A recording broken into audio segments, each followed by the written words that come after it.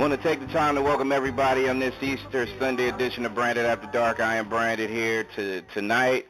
This early evening, I kid you not when I say I've been looking forward to having some dialogue with this gentleman for a very, very long time. Not just because of the song that you have just heard, but also the millions of other songs that I feel have molded and shaped my entire life. And being a huge Spinners fan and being a Spinners fan before I was even born, it seemed like just, thank God for my mom and thank God for my grandma for just playing the records when I was younger so I can be able to have an opportunity to appreciate and just really just not just hear the words but just also pay attention to the talent and the voice and the passion that these gentlemen have displayed throughout their career, and I'm honored, and I am privileged to be able to have Mr. Henry of the legendary Spinners on this edition of Branded After Dark, sir. Good early evening. Good evening. How are you? I'm blessed, man. I am really true to form when I say, Mr. Henry, that it is an honor to have you on to my station this time around, sir. And let me say at the top of the show that it's an honor for me to be here, okay? The Spinners, we been around for quite a while, and we loved our music, and we love our fans, and we was friends before we started singing. Right. So that made it better for us, for when we got into the business, we kind of sustained that kept us going, and a lot of artists get out there and they get that hit record and they get the big head or whatever the situation. That's why you hear a lot of one-hit wonders. Mm-hmm. But we made a pact with each other a long, long time ago that after we left high school, we wasn't going to college, okay? So right. We made a pact to stick with it, up or down, win or lose. So fortunate the Lord blessed us, and that's where we are today. And Henry, was it that friendship, that brotherhood, that cohesiveness that you guys had that resulted into countless of real timeless songs that came out of your camp during that time? Well, I think the foundation. When you build a home, you have to have a basement, and you have to foundation. You have to have a foundation. So I think our parents, we had very strict parents, back in the day, and they didn't take no mess. It's not like it is today. Okay, we lived in a neighborhood where everybody looked out for each other. Okay. And had to go home when the lights came out. When the lights went down, you had to be at home, right? Right. Look, my mom told me, look, I want you on the steps at 8 o'clock. I don't want you walking up that driveway. I want you on the steps. And that's where I was, okay? Yeah. There you go. And that little old lady get that little frown in the middle of her head. Trying to move. So, come on, Henry, you taking it way back because I had my hands, crossed over, just as upset as I could be because I had to be in that certain place when those lights went down, when the street lights came on. I had to be on my porch. You got it. And the main thing about it, when you grow up and you get married and you have kids, all that come back to you. Mm-hmm. Everything come back to you that you have been taught, and that is your foundation. Well, people, a lot of kids and parents today, they can't realize that because kids cannot raise kids. Absolutely, that's right. That's the bottom line. So back to the Spinners, that was our foundation, man, and I think from that it gave us a coincidence to stick together and be business with one another and stay the course regardless whether it's going to be up and down, because we made that pact with each other, Right. So that's one thing that happened, So I'm happy for that, and we respect each other. And the main thing we respected the name that we made into a business. Right. Was it so much so when you guys got together and you had your work through Motown, Atlantic. I mean, these labels that really paid attention, especially then. And knowing the music, and it's just like I said, thank God for my mom and my grandma and my family for, basically just introducing me to you guys. Was it that sound that you guys had that just really made you say, hey, you know what, we really have something special as a group? Okay, let me tell you about the sound. Back when we were in school together, we started singing. And to make a long story short, we started singing, and we mimic the groups that were out then, like the Clovers, the Drifters, the Moonglows, right. And we listened to the records, and we tried to sing like them, And make a long story short, we met our manager, Harvey Fuqua, which was the leader of the Moonglows at the time. Right. And he became our manager. And by him becoming our manager, he taught us how to correctly form our harmony. So what you hear from the Spinners today is the work of Harvey Fuqua. And he put that together for us, man, and we haven't looked back because we love that sound, And I didn't realize it until Tom Bell brought it out. Because, Tom Bell was a keyboard man for the house band at the Uptown Theater in Philadelphia, Pennsylvania. And so in 1961, when Desperate Girls of Mayfair came out, which Harvey and Gwen wrote and produced on their label, which was Tri-Fire Records at the time, it came to be top 40 across the country. So we, it was a big hit for us right away. So we went through Philadelphia. And Tom Bell said he remembered us because of our harmony. He said, there's one note that you guys sang that no other group was singing. And, we didn't know because we just sang what Harvey taught us, And right. He said that on the Unsung show that they did on us, And that's the first time I ever heard him say that, He said, I wanted to produce them when I signed with Atlantic Records because of the sound they had. And so that's how that sound got there, man. Wow.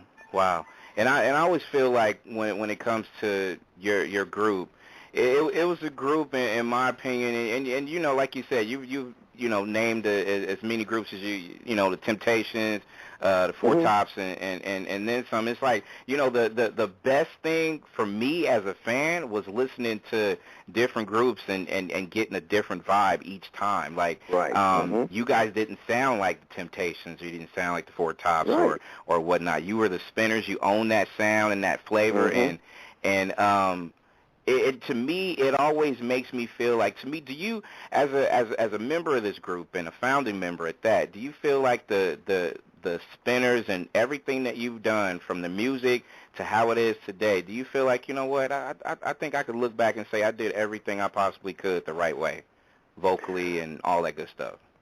I look back, and, all my guys are gone but me. And I look back on the way we was taught our music, and I look back at all the places that we played. I look back at all the dives that we played. Then come on up to after the hit records came through, Atlantic Records, and we got our Star on Hollywood Walk of Fame. And things started happening for us that was great. That was great. I look back at it and I just thank the Lord, man. I thank the Lord the way that you like. And today is a special day to thank Him. Absolutely. And I look back and I thank Him because what happened to the Spinners is like a storybook, really. Because when we were winning different contests back in the 50s, we didn't have no idea that our career was going to end up like it did, But we was like praying, hoping and praying, and all of the things that we went through when we got Tri-Fire Records. I went in the Army and came out. Right. Went to Motown. We stayed there for almost 10 years, and happened with Stevie Wonder being a very good friend of ours. He produced a song on us in 1959, 1960, 1968, 69, yeah. That's It's a Shame. Mm-hmm. He wrote it. He wrote it. He produced it, and he played on it. And wow. if you listen to it, you hear Stevie on the drums because he got a very unique sound when he plays Absolutely. drums. And you can hear him on the drums, and you might hear him on some more instrument because he played 2 or 3 different instruments, you know. Mm-hmm. So Absolutely. he produced that on us, and with G.C. Cameron at the time singing lead. And it just, things happened to us like it was like a fairy tale, because it looked like at the end of a little era there, things were waiting for us to take the other step. Right. And when we left Motown, our contract was up when that record was released. Okay? Now, when It's a Shame was released, our contract ran out. And that was a big hit for the Spinners. Mm-hmm. And to leave on a hit going to another company, you can't ask for nothing better. That is true. That is true. Peaked at the right time, right? Like, Peaked you was able to renegotiate. Right. Peaked at the right time, and Motown tried to sound us back. But, we had went through a lot of stuff in Motown, and we loved Motown because they did teach us a lot, because they had an artist development that Harvey Fuqua was ahead of, Mm-hmm. And we learned a lot there. Motown was like a college to us, Right. And we got our degree. We got our degree. So when we left there, we was on tour with Aretha Franklin, and she's a good friend of ours. And she know that we had just left Motown. She said, "Listen, I am with Atlantic Records." She said, "I think you guys should talk to them." She said, "Because they have been very good to me." And hey, that's a stamp there. That's a stamp there. So we contacted Atlantic, and as they say, the rest is history. And good history is at that. Mr. Henry of the Legendary Spinners is our guest on Branded After Dark. To me, I've always been one of those people who was, I've loved to hear the excitement and the passion of certain songs, and taking your group for an example. There's so many songs that, I may not have been born when that song was birthed, or I may have been a little child, but as I grew up to appreciate it, I've come to appreciate so much when it comes for the music art form. And the song that we just played, it still gives me goosebumps, man, to this day. Yeah. And my question to you is, when you go back, not just listening to yourself but others, and then you kind of compare it to just how things are in the evolution of music now, how do you feel that transition has? Do we still need is it a long way to go for the current generation as opposed to how it was back then? Well, there's two ways that I'm looking at this. Okay. Now, rap I don't like. Okay. I don't like rap. But there's some hip hop out there that have nice lyrics, And there's some out there I wouldn't let my daughter or my mom or anybody else listen to, Right. And because it's degrading to women and just for you being a person, really. And there's music that, like I said, you don't want to hear, and there's music that's out there that's really, really, really good, man. And music is a universal art and lingo. Okay, now music goes in a circle. It's just like the world spinning on an axle. Now after a while, just like Tom Bell told me about 6 months ago, he said, "Man," he said, "y'all sound is coming back." He said, "Be ready for it because it's coming around again." He said, "It's not going to be like it was, but you got to be ready for it." And I said, "Okay, He said the music goes in a circle, and I said music goes in a circle, and just like you got the rap now you can see it moving out from the original rap that it was like you hear it now. Right. Because you hear other artists out there, and they're like you got a lot of your rap and a lot of your hip hop that they sing, and they don't. You can't get a story out of what they're singing. Amen to You that. can't understand it, okay, because it jumbled up or however they was when they wrote it, But you take the songs from the 60s and the 70s, you can listen to those songs, and all you hear is love and happiness. Right. Peace, love. Mixed in with some pain of a breakup or something like that too, but the story was told. It was all in life. Love absolutely. songs and the blues. Blues. Some blues are sad, some blues are happy, but most blues make you think. Yep. Just like that one song they got. I forget who's singing it. Say, how come my dog don't bark when you come around?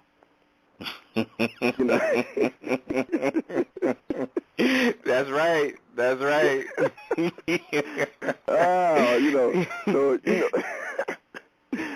So you got music out there, and it goes in a circle, and you go if you just sit back and listen to it, and just keep buying it or buying what you like, and wait till something hits you, and it'll be there. It'll be there because I remember when they switched from the long records to the 45. Oh, absolutely. I said, I would never buy that stuff. Next time I was buying the heck out of it, But then they switched from that to the 8-track, The 8-track, because when I bought my first car, I had a big old 8-track in there. With a big old rack of 8-track. Wasn't it something that you look back and you see how all that stuff just kind of transitioned and the 8-tracks? Oh my goodness! And the music is the same way, man. Yeah. The music is the same way. It's compact and it come better. Like he said that it's gonna come around, but it's just like clothes. They're gonna redo the same clothes, but you cannot go get your old clothes and wear them because they're gonna change it a little bit. Absolutely, so you can't they're gonna change. Right? They're gonna change the texture. They're gonna change just the overall fit of it all. The skinny pants and skinny clothes they're wearing, them skinny suits. That we were the first group to put that on in 1961. Is that right? No cuffs. No cuffs. Oh, okay. I got you. No cuffs. Skinny pants and the skinny jackets, small lapels. We the first one started that, and they looked at us like, "Oh boy, y'all sharp." But they're doing it back now. But you can't go back and get your old stuff and put it on. Not at all. Mr. Henry of the Spinners is our guest on Branded After Dark, and to me, Henry, I always felt like it was. Well, again, I'm kind of at this point where I feel like it was cool to be part of a group. It seemed like it was a nice look to be a part of the Spinners or the OJs or the Temptations or the Jacksons or things like that, and it just seems like there's really not too many groups like it used to be. The vibe of it isn't like it used to be. Right. What happened in your opinion? What happened to just the excitement that a group would give you? Like why don't we see many new groups forming and staying and lasting like it used to be? Because when the rap, the hip hop, but when it came aboard, it left groups behind because you had artists that was one or two, right? Okay, and then one or two people on the stage, but then they came with the one or two people with a production behind them. Okay, you got 5 or 6 people back there dancing and going on. You got 8 or 9 band members dancing and going on. Okay, now you don't have like when we go on stage, we still go on stage like we did in 1961. 5 spinners and 5 musicians, and that's it. Right. But the average artist now, even from 1980 on, man, they came with a production. Rather than the artist getting up there with the band and singing. They come with a production, and just like Vegas, they stopped booking artists like they used to and start bringing in productions. Right. And that's the same with record companies, Like we used to go to record companies, and if we got a new record, we just take it to the radio station and ask the disc jockey to play it. You can't do that anymore. Absolutely, that's true. Can't do that Is it from a guy's point, Henry, when you look at just the guys? I mean, back in the day, it was as far as guy groups. It just seemed like guys don't seem to think it's cool anymore to be a group. Like, you know, it kind of comes few and far between. Like, we don't see guys. Is it really that mentality now, or is it just like you said? It's just kind of, you know, it's just, you know, music has changed, so, you know, it's just too much going on in the background now, and people really don't pay attention to groups like they used to. That's right. People don't pay attention to groups like they used to, and groups is not prevalent like they was in the past. You don't have groups that like we used to stand on the street corner and sing, you know, and we was in an area where you stand on the street corner here, you can go around the corner, you may find another group out there, you know, and groups were what was happening there, just like hip hop and the stuff that's happening now. It's the same with the groups back then. Everybody wanted to be a group. Right. I mean, you had when we first started out, our name was the Domingos. Okay. Then we had the Dominoes. You had the Drifters. You had the Flamingo. You had the Crest. You had everybody else. Then when I came on up, you got the Spinners. You got the Temptation, Four Tops, OJ's. Right. You know. Then after that, it kind of fell off because that's when the music changed. And it made a drastic change, and everybody was saying that, I know this is not going to last, but it's still here. It's still here. It seems to not want to go anywhere. It's never going to go. And also, can I add that to me, when it comes to that, yeah, you're absolutely right. Nowadays, everybody wants to be a rapper. Everybody wants to sing. But and you know this too, Henry. Everybody can't. Let's just keep it real. Everybody cannot. The thing about it, if you listen at a lot of the rappers, now just listen and go back and ask yourself, what are they doing? What they are doing, they are going back, getting all the songs that were produced back in the 60s and the 70s. Nothing out of their own head, but they're just picking up stuff that had already been produced and rearranging it to fit them. Right. Okay? No creativity, right? There's no imagination there. There's no imagination, because we have, I mean, it's a shame. I'll Be Around have been covered by 4 or 5 different artists, you know. Right. You know, but there's no imagination. I mean, there's nothing new. All they do is go back and find a song they like, got a nice beat to it, and put another beat to it, use the same words, and put another hop on it. Okay? And keep on going, and they sell more records than we did.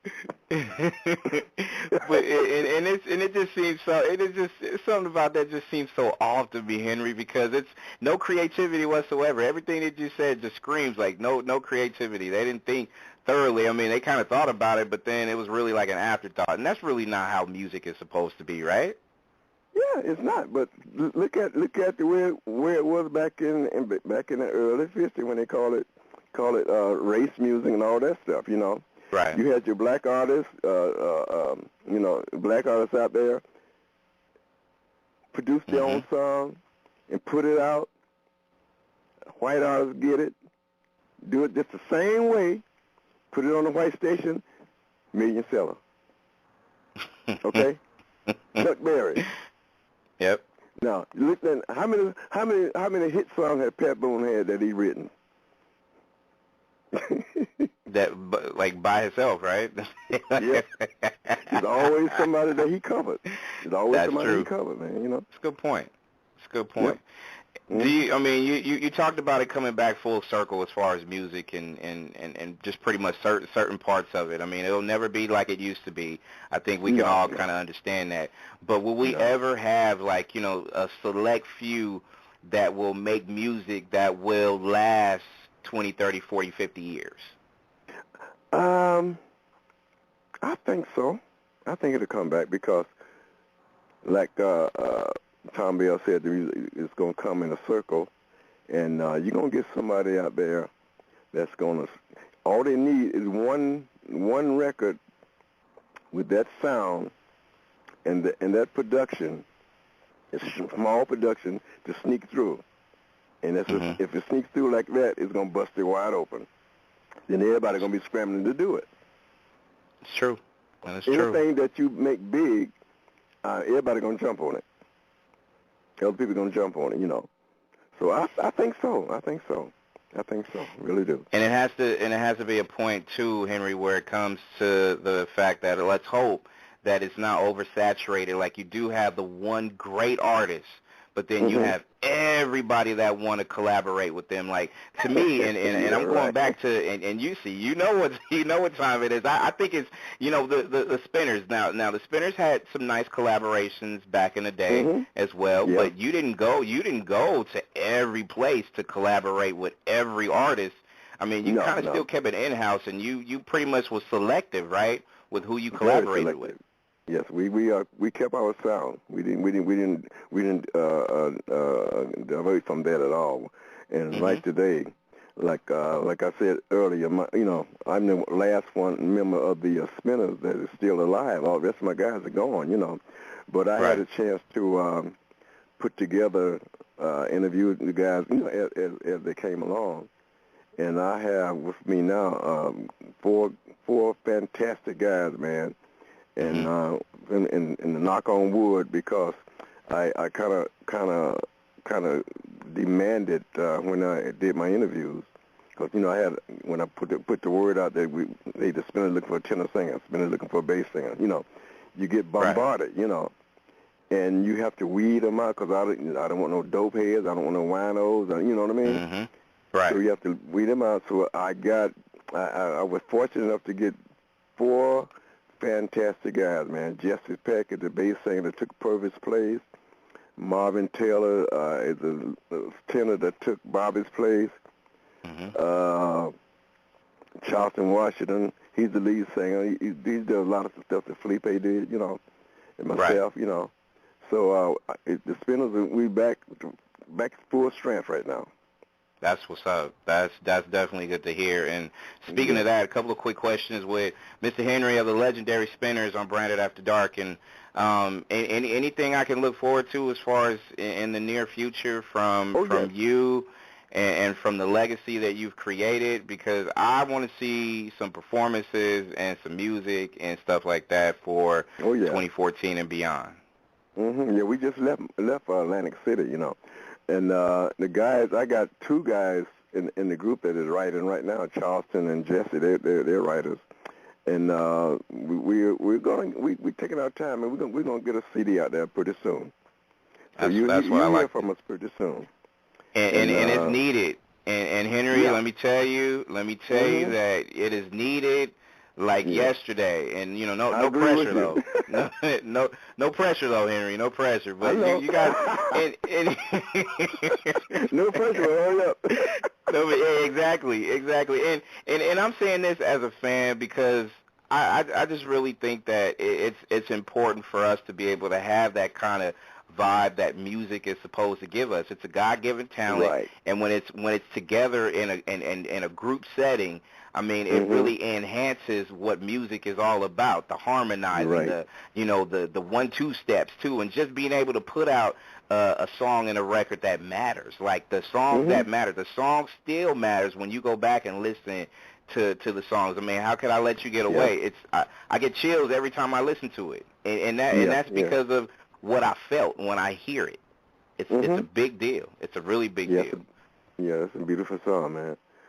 And I feel the same way about Sadie and Mighty Love.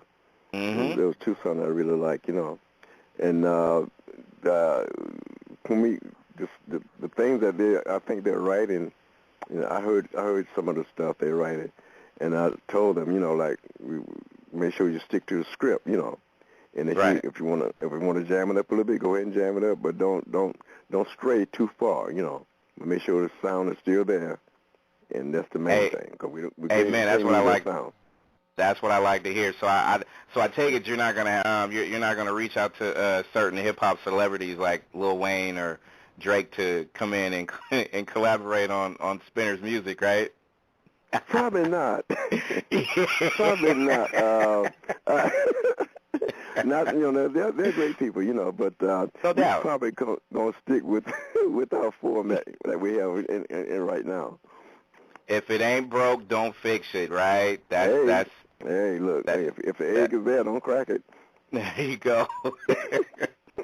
Wrapping it up with my man, Mr. Henry of the Legendary Spinners on Branded After Dark, brought to you by Nexxlegacy.com. How are you dealing and doing with all the social media action that's going on, I guess I should say? I mean, because you guys got a ton of people worldwide that loves you guys. I mean, everybody's hashtagging the Spinners now, checking you guys, checking you out, notably, and just, reminiscing off of a lot of good stuff. And YouTube, people can go back and check out all the stuff that you guys have done throughout your career with all the good, warm, good vibes. So, I mean, how are you feeling in general with social media? Oh yeah, the social media right now is ramping up, man. Because they're like my manager called me every day about people want to do interviews, and I mean all over the world, because I've been doing interviews now for the last week, like when we go on the road. We just came in from Atlantic City and everything. And before I can get home good, I got interviews lined up, And sometimes if I don't write it down, I forget about it. Yeah. But it's great, man, because I got people from all over the world, calling me, which is great, and that is a blessing right there, And I just really feel like it's especially in music and online radio and even mainstream media circuits everywhere should embrace history, a legacy, leaving something like, I mean, you wouldn't have to, Henry, in true to form when I tell you this, you don't have to do nothing musically anymore, and your legacy is still great. So for you to even still say that, hey, you know what, be on the lookout for something new from the Spinners. It's incredible to hear, because you can drop the mic down and call it a day, and your music career is a legacy. Yeah, well, thank you so much, and I agree with you. But you can't if you sit still, you're rough out. You can't call it a day. You can't call it a day, right? Right. If you got a car and don't drive, you mess up, Yeah, that's true. That's true. Well, you know what? I'm looking forward to something new. But thank you for giving me everything else in between. You helped me grow up. You helped me. Literally, you didn't know me until just recently. But I mean, just being motivated by what was accomplished by the Spinners, it has been great in my career, and I can't thank you enough. So the best thing I could do when I got into media is to make that attempt to reach out and just let the listeners know, and also just let you know that your music and your contributions to it is forever appreciated. Long live the Spinners. I just want to thank you, man, for your kind words, and thank you for keeping us alive, okay? And God bless you, and thank you so much. Thank you, and I'll be in touch, because I still want to go see you perform live. So wherever you go, I'll be around. No pun intended, right? Okay, then. Well, thank you so much, man. Have a good one, Mr. Henry of the legendary Spinners, right here on Branded After Dark. Branded After Dark. All right.